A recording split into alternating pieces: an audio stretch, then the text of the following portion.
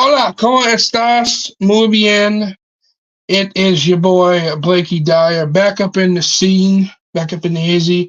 We are live and we're going to come to you with a few more matches that we have on deck. And joining me, speaking of decks, little decks, it is my broadcast colleague, my fellow general manager, Grace Fuller. The heck was all of that? That was the best intro in sports entertainment. Okay, apparently you took one too many shots up to the head. You seemed to think you were Pedro, which, by the way, we're still trying to repossess his vehicle for him. Yes. 1-800 find Pedro a new car. Apparently, the turf war between Pedro and Senor Beats' Meats butchering truck has gone nationwide, and they're constantly at odds in every city we wind up in, despite the fact that we never paid to transport them to those shows. You don't, but I know who does. And he is not here again. But he's also. But I guess the reason he's not here is due to white powder and breastises. How dare you besmirch the name of Mr. Barry? All right. That's not me besmirching it. That's actually him getting on a landline and calling me from San Francisco. You didn't get that call? No. He was supposed to call you too. And of course, we still have no clue where the third member of the Big Three is. He's disappeared as well. And I'm already missing green shirt guy, but I digress. You heard me. That's enough. I mean, I'm sure your fiance will find out you're never enough. That is very hurtful. By the way, thank you to everyone that has sent us gifts and positive message, love, support for the announcement last week.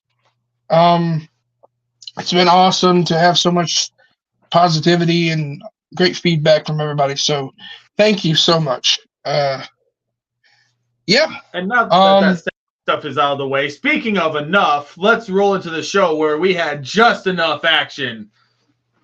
And this is, look, the first match we have on deck to continue onward with the show is Damian Wolf versus Ruby Knight. Now, look, everyone has seen Ruby Knight and Damian. They fought before.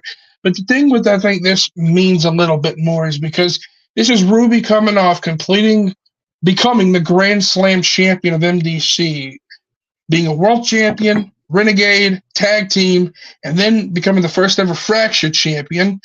And Damian has tag team. Fracture just inherited the tag team. It still counts. So it seems like one's missing from Grand Slam, so it's Triple Crown. Regardless, it's still a prestigious thing to have. Grand Slam or Triple Crown, regardless. The thing, though, doesn't mean it's not an impressive accomplishment. I just want to say we get the record book straight. Trying to clarify, I understand. But the thing is, Wolf wants to have that same moniker, wants to have all that under their belt, wants to have all that under their belt just like Ruby does. And it's a big feat to accomplish. And this is where it could come down because like they've had success, but not as much success as they want to. That's why this match means a lot more. And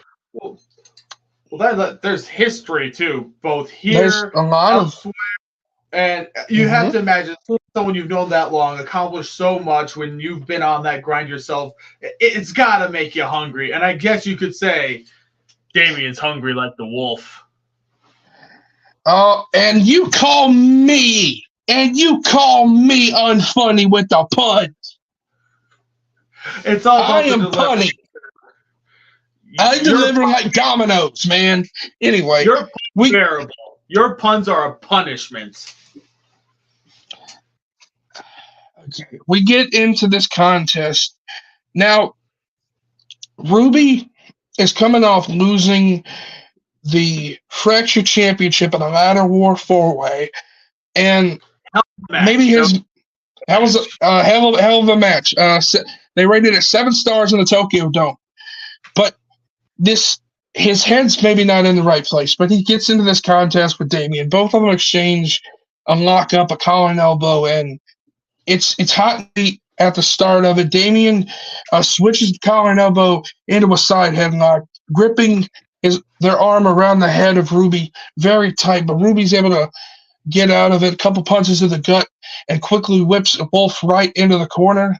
Right into the ropes, and as Wolf comes off the ropes, shoulder tackle from Wolf. Ruby goes right down to the mat. Wolf goes into the ropes, comes back off, leaps over Ruby, and then comes off the ropes again, leapfrog, and then Ruby leapfrogs. Wolf comes back off the ropes once more for a third time. Ruby takes him down, deep arm drag. Wolf gets back up, another deep arm drag. Wolf goes right into the corner. Ruby tries to charge in, forearm, but it's blocked by Wolf with a punch right to the face. Wolf comes out, takes Ruby down with an STO, goes for the cover. 1, 2. Ruby's able to get up at the count of 2, and Wolf gets him up and takes him right into the ropes. Irish whip as Ruby's coming off. Damien leans forward, maybe going for a back body drop, but an up kick up the face from Ruby stuns Wolf a little bit.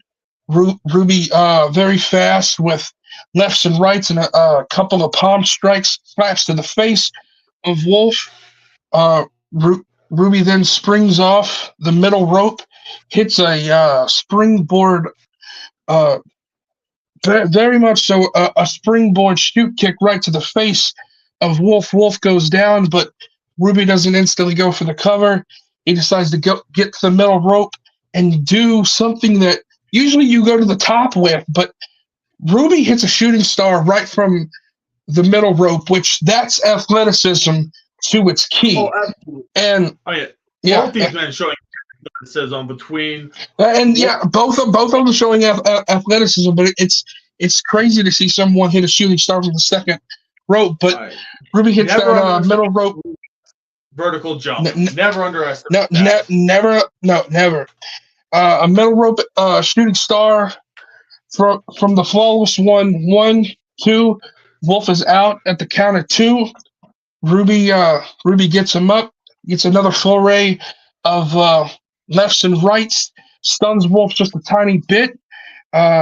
Ruby tries to do another flying shoot kick, but in midair he is caught by Wolf, and spine on the pine, big spine buster from Damien Wolf. Damien gets Ruby up, and a penalty kick straight to the middle of the pectorals. 1, 2, not enough. Ruby gets right back. Ruby gets his shoulder up off the mat. Wolf goes right in, sticking his knee right into the back. Chin lock. Ref's asking Ruby if he wants to give up. He's saying no. Fans are trying to get behind the flawless one, the former fractured champion. Wolf is cinching in.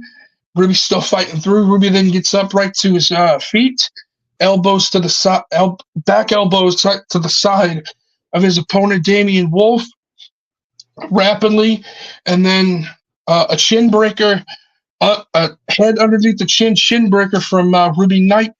Once again stuns Mr. Wolf, and Ruby then backs up a bit, runs straight at Wolf, takes him over. Beautiful reverse head scissor hurricane Rana takeover, and then Wolf rolls out of the ring. Here comes Ruby, straight diving right through the ropes. Heat-seeking missile suicide dive. He whips Wolf right back into the ropes. Springboard off of the top rope. Swanton dive, front flip senton, going for the cover. Ruby Knight, 1, 2. That's not enough. Wolf is still down. Ruby starts to ascend. Seems like he's going for the inverted Phoenix Splash that has always won him various matches. But Wolf sees this and He smacks him up before he can turn around and have his back facing him. And Wolf grabs Ruby and, grabs a front face lock and takes him down. A big DD, a hanging style DDT from Wolf onto Ruby, and the skull of Ruby crashes into the mat. They maybe get 1-2, but that, again, not enough. Ruby's able to still fight through. Damien kicks Ruby in the gut, tries to go for a power bomb. Ruby fights through it, punches the head to Wolf. And Ruby goes right up to the middle rope, tries to go for another Hurricane Rana. But Wolf hangs onto the legs and then power bombs Ruby right down onto the knee. His knee sets Ruby up and comes off the ropes with a clothesline from hell, lariat style. 1, 2, and a 3 count to the former fractured champion. This is a big win for Mr. Wolf. Absolutely a major win. But as Wolf's making his way out of the ring, the lights cut out. What's happening? Well, first off, it sounds like a pain train is a-coming. Yeah, and when they returned, there was 3 cloaked figures surrounding Ruby in the ring. Lights cut out again. 2 of them disappeared. 1 removes his hood. It's the devil himself attacking Nathaniel Rage. Battered Ruby Knights. And then when the lights cut out again, the devil and Ruby are gone. What in the hell just happened there, Fuller? I have no clue. It seems that this cult of rage might actually be a real cult at this point. It may have. What set him off probably was your boy Dylan doing what he did to him a couple of weeks back. One, he's not my boy. He is our world champion, and you need to let your petty grievances aside and recognize and respect the greatness that is the pagan god Dylan Mason. Secondly, I don't know if that's what set off the devil. It's kind of weird that he would go from targeting the farm if they were the ones that set him off to attacking Ruby Knights. He's going after world champions. I guess so. I guess we now know what some of these weird disappearances have been about.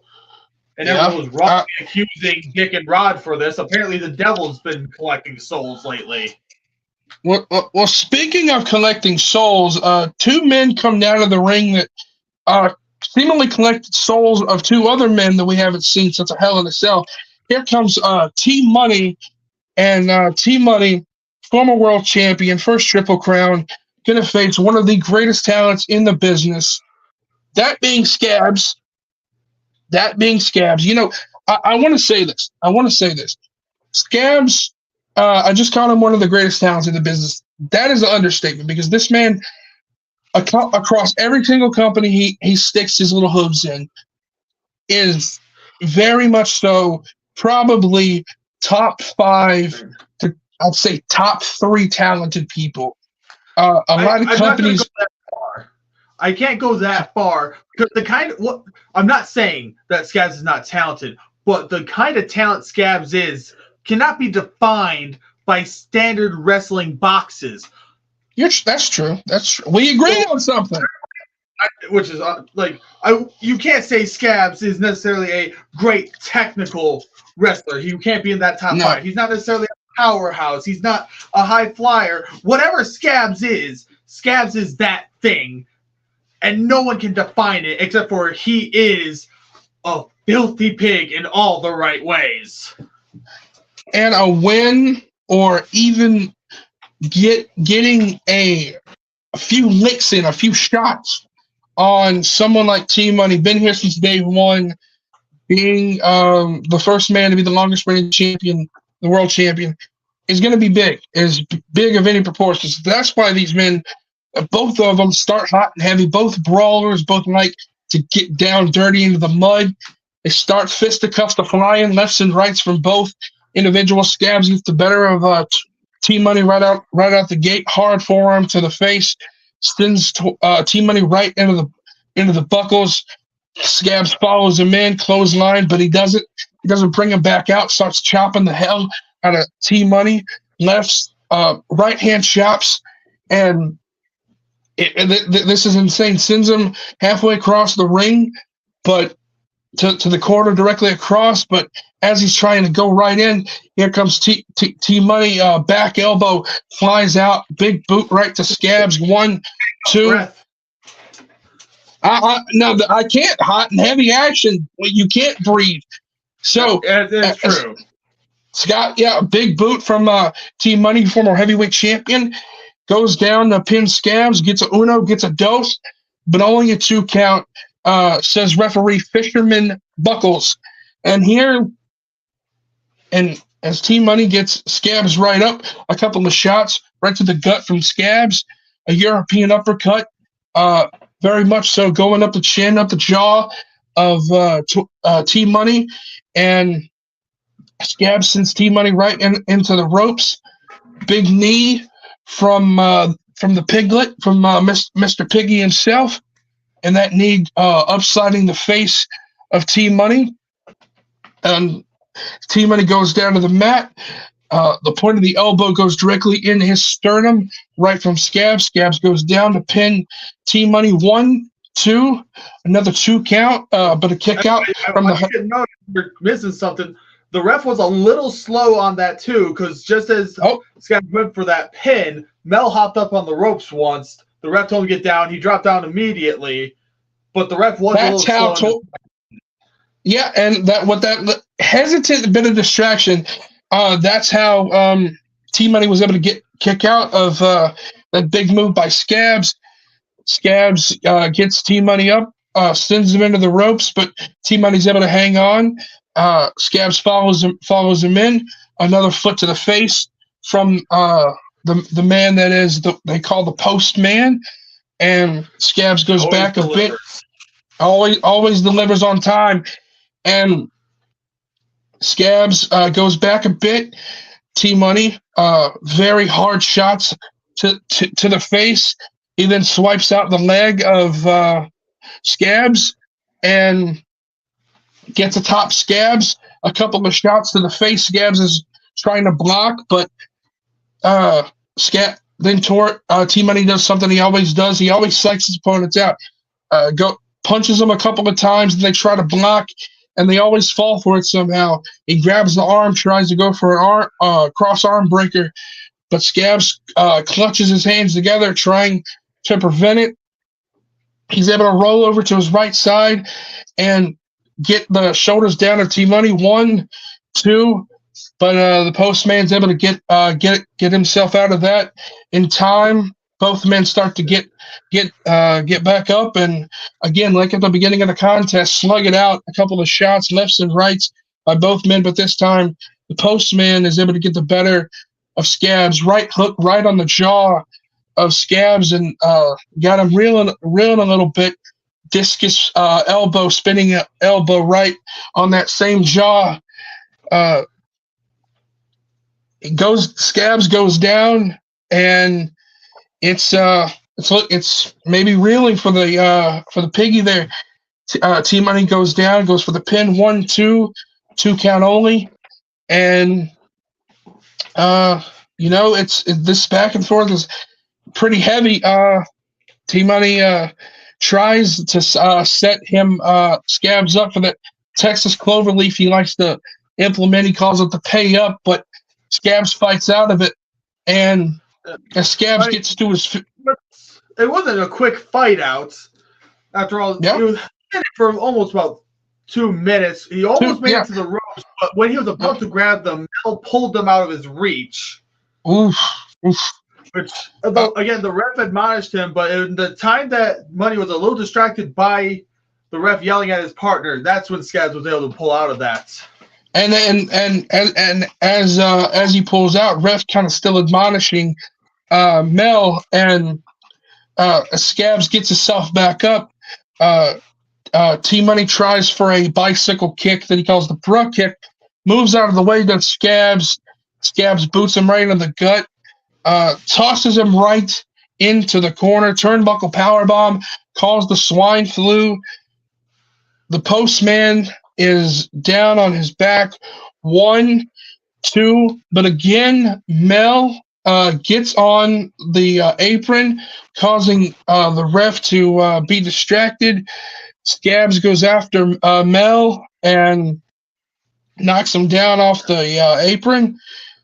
T-Money's back up to his feet himself, and they both start slugging it out. Once again, they go through the middle rope fighting each other. And while they're fighting each other, the ref was distracted. He sent Mel to the back because that was 3 times he was caught getting in the way. Yeah, and they're still fighting. Both of them get back up. They're still slugging it out. Ref's counting away. T-Money goes right to the jaw again. Another right hook.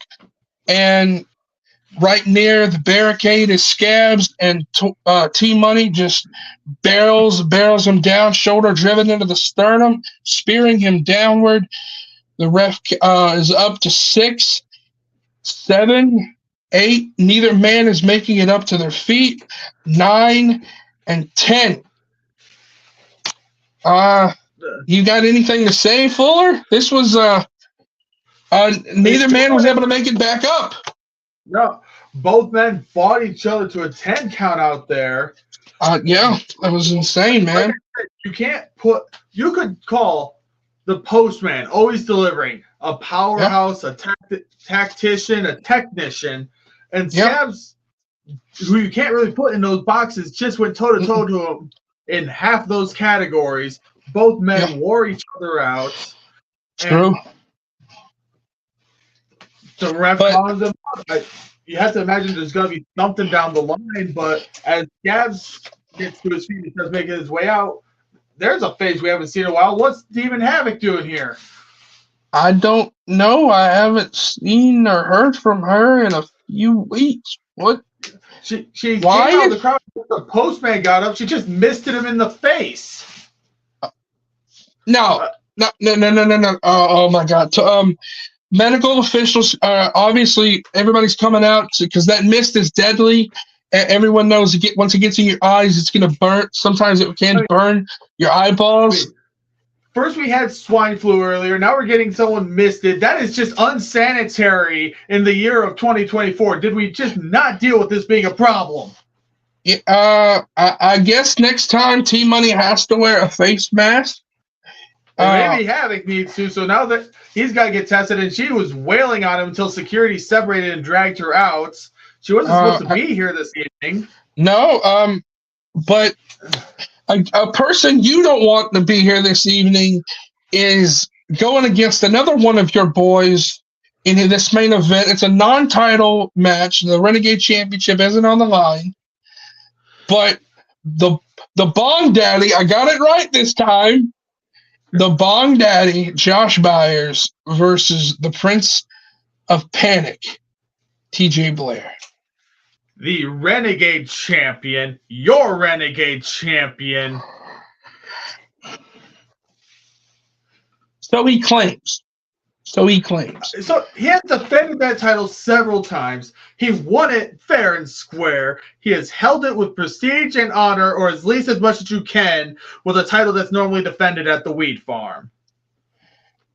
So he claims. Anyway, there's no revisionist history here. I understand you're upset he beat your daddy, and that's why you've latched on to the Bong Daddy as your new hopes and dreams carrier. I mean, hey, look. Blakey, what's this? It's the ghost of your father's career, thanks to the hands of our Renegade Champion, TJ Blair. You know what? You're a piece of work there, son. You kind of okay. Hold on. I got to get back and sync. You got no.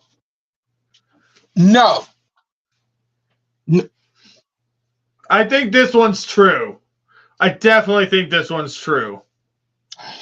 Okay. Social media team, I don't want to see any of this. People in the production truck, get this off. No, don't let this happen again.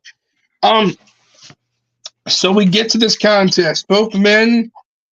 This is the first meeting. For this to happen in MDC is a big thing. Both are titans of this industry, legendary superstars, and for this to happen in MDC is a big deal. First time ever. Again, like I said, and these two have wanted to have this match for a while. So this happens, and this is when it started hot and heavy. Both of them come out of their corners. TJ Blair already out the gate. Smacks Bong Daddy a couple of times with a couple of right hands, but the Bong Daddy ain't having that. Juggalo World Order, for those that are uninformed, comes at him, a couple of shots from him, lefts and rights, elbow to the top of the skull. The Prince of Panic goes down, maybe in a panic himself. 1-2. A 2 count from the ref, and Blair's able to get his shoulder up. Josh starts to get Blair back up, but Blair has a point for that. Punch up the chin, sends Josh right into the corner, and Blair follows him in, shoulder straight to the gut, starts ramming it repeatedly over and over again. Does the Renegade Champion, and picks Josh up, sends him to a corner, another corner. More shots right to the sternum for the shoulder blade. Brings Josh back out. Takes him over. Death Valley Driver. 1, 2. The Bong Daddy's able to get up at 2. And the Prince of Panic once more gets the Bong Daddy up. Hooks him for a front face lock. Tries to lift him up for a suplex. Standing vertical, but the Bong Daddy's able to counter shots to the ribs, right hand shots to the ribs, and Bong Daddy's able to counter it with his own suplex. Keeps a hold of TJ, not letting him go, lifting him back up. Slingshots the legs off the rope, slingshot suplex, follow through cover, 2 suplexes from the man that I didn't think had that suplex in him. 2 count, says the ref. Blair's able to get his shoulder up, and the Bong Daddy, he gets a 3/4 face lock, tries to go for a stunner, something that has won him many a matches, almost won him the World Championship a couple of weeks ago. But the Prince of Panic saw it coming, pushes them chest first into the ropes, and a forearm shot right to the neck, right below the head from TJ Blair, and able to get him in a torture rack, and lifts him high, drops him chest and sternum first, burning hammer. That move came all the way from Japan, covering Bong Daddy. 1, 2, oh my, is indeed 1, 2. But the Bong Daddy almost caught a Bong Father. He's going to probably kick my ass for that. Sorry, Mr. Byers. 1, 2. Byers is able to get the shoulder up at 2.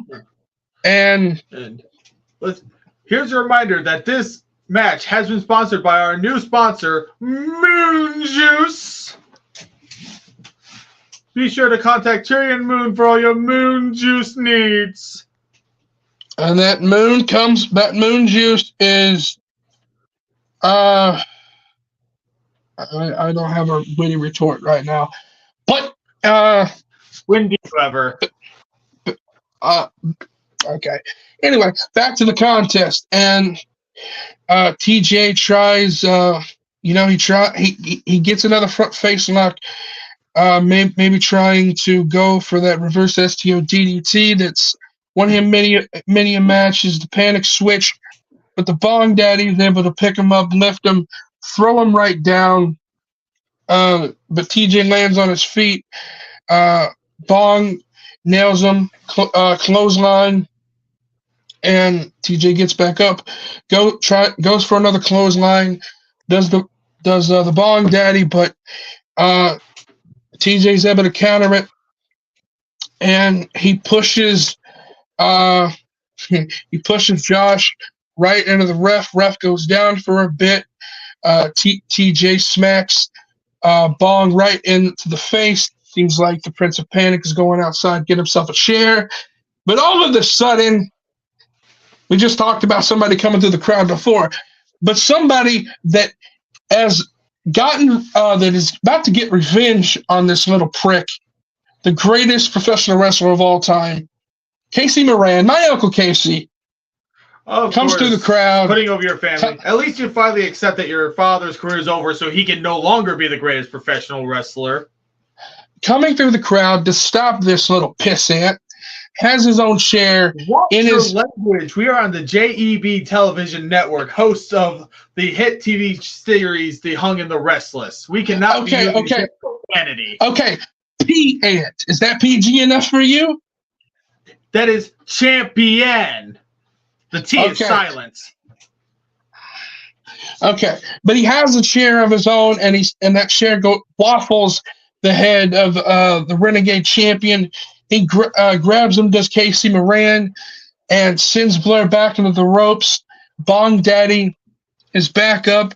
He himself gets Blair up, and he's able to hit with that slightly faded stunner. Ref's slowly getting himself back up. Ref sees that Josh is on top of Blair, covering him. 1, 2, 3. And Josh Byers is the winner. And this has to hurt you. This has to put pain inside of that muscle that beats in your chest.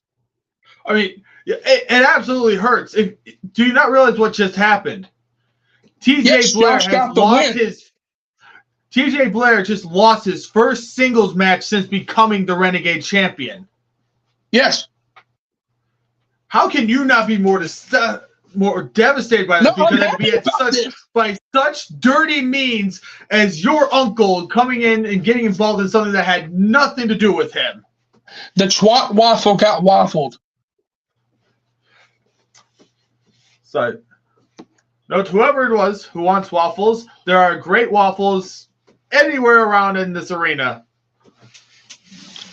Now, this is Rhode Island. You don't get any good food or good anything in Rhode Island. You know where you can get great waffles though? Pedro's Chicken and Waffle Truck. Yes, Pedro, my good friend Pedro. But which is, again, like I said in the beginning, still searching for his truck, and that's going to be it for us. We're going to get in our trucks and our cars, and we're going to head to the next town and head to the next firefight. By the way, we have an announcement. I don't know if Graves is prepared for this. We wanted to let everyone know, because this is going to be epic, the Springtime Rumble is upon us. It is one of the biggest shows, biggest matches that we have. It is coming within the next few weeks. Details are getting finalized. And whoever was to win this Rumble, win this Battle Royal of epic proportions, will get a number 1 contender shot at Mason for the heavyweight championship. Should be a hell of a night. Everyone on the roster is valid for contention. We just got the T's crossed the I's. Maybe we'll get lucky and get some special guests. Who knows? But that's going to do it for the greatest announcer in sports entertainment and the least favorite announcer in sports entertainment. We are happy to have given you the show, and we hope to see you next time. Thank you, folks, for joining us. Good night.